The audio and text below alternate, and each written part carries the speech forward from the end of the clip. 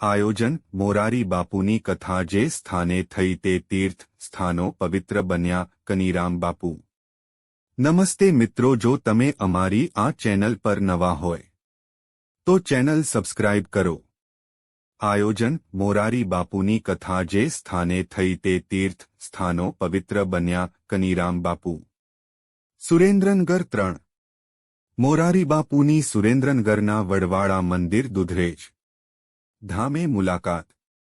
સુરેન્દ્રનગર લીંબડી મોટા મંદિર ખાતે હાલ મોરારી બાપુ પોતાની આગવી શૈલીમાં કથા રસપાન કરાવી રહ્યા છે, ત્યારે ગુરુવારના રોજ મોરારી બાપુએ સુરેન્દ્રનગરના વડવાળા મંદિર દુધરેજ ધામે શુભેચ્છા મુલાકાત લીધી હતી, જ્યાં મહંત તથા સંતોએ તેમનું સ્વાગત કરી સન્માન કરવામાં આવ્યું હતું।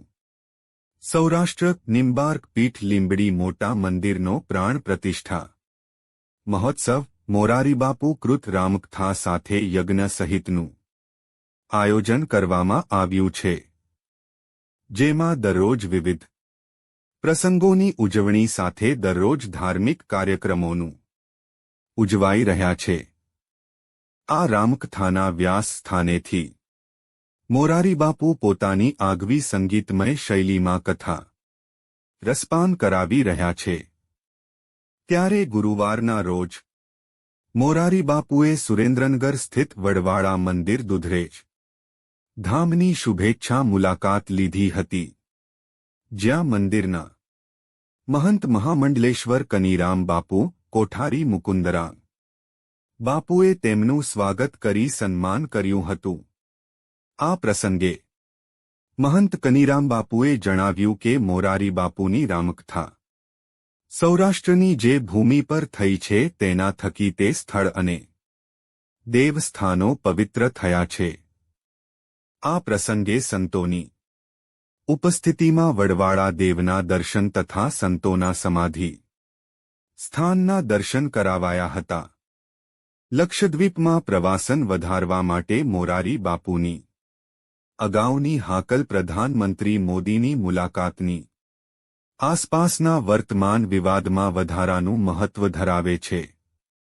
તણાવપૂર્ણ રાજદ્વારી સંબંધોના સંદર્ભમાં સાંસ્કૃતિક વિનિમય અને સમજણ માટેની તેમની દ્રષ્ટિ વધુ સુસંગત બને છે।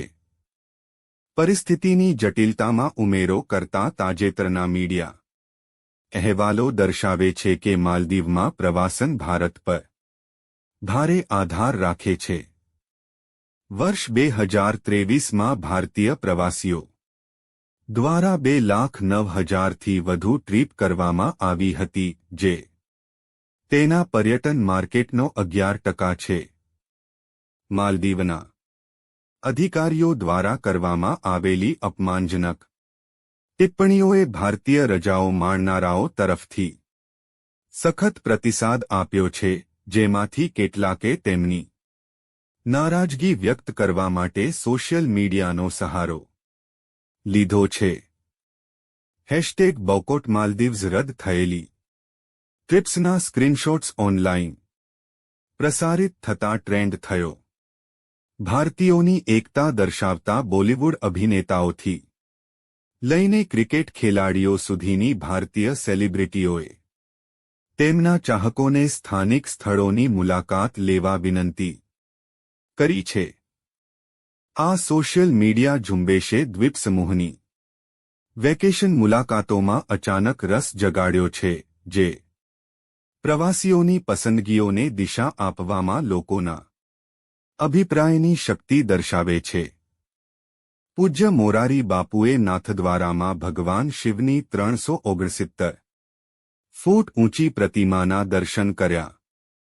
પ્રસિદ્ધ આધ્યાત્મિક ગુરુ અને રામચરિત માનસના પ્રચારક પૂજ્ય મોરારી બાપુએ નાથદ્વારામાં શ્રીનાથજી તથા ભગવાન શિવની 369 ફૂટ ઊંચી પ્રતિમા સ્ટેચ્યુ ઓફ બિલીફના દર્શન કર્યા હતા। સ્ટેચ્યુ ઓફ બિલીફને વિશ્વરૂપમ તરીકે પણ ઓળખવામાં આવે છે, જે વિશ્વમાં ભગવાન શિવની સૌથી ઊંચી પ્રતિમા પૈકીની એક છે તથા વિશ્વમાં 5 સૌથી ઊંચી પ્રતિમા પૈકીની પણ એક છે.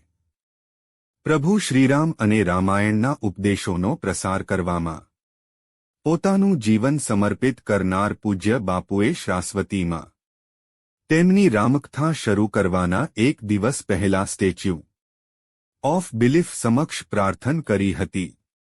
શાશ્વતીમાં ભગવાન બુદ્ધે જ્ઞાન પ્રાપ્ત કર્યા બાદ સમય વિતાવ્યો હતો.